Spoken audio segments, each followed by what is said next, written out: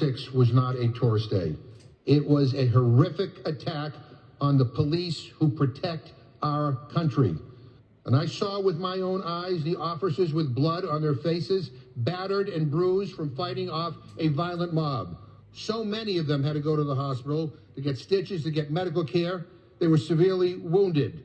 And I'll never forget the smell of tear gas or the horror on people's faces as we were rushed out of this chamber.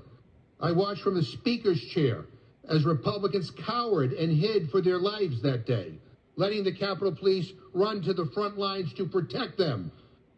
And on Monday, Republicans let out the violent political extremists who did all of this.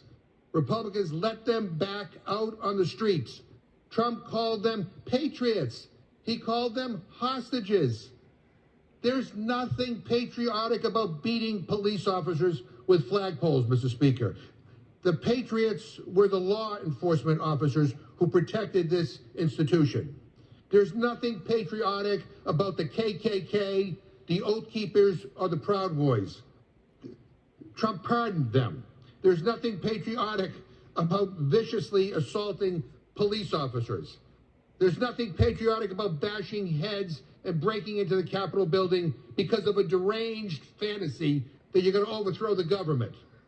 There's nothing patriotic about any of that. But Donald Trump doesn't care. He pardoned them because he only cares about him. Mr. Speaker, where is your outrage over any of this?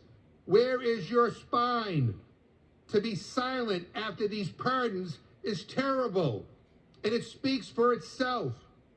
And as for me, I stand with the police officers who were here that day. Me too. I stand with the officers who are trying to maintain law and order. I stand with the people who are disgusted that Donald Trump is opening the doors and letting out the criminals who attack them.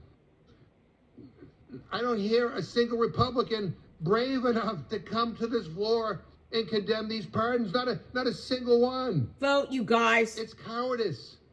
It's hypocrisy.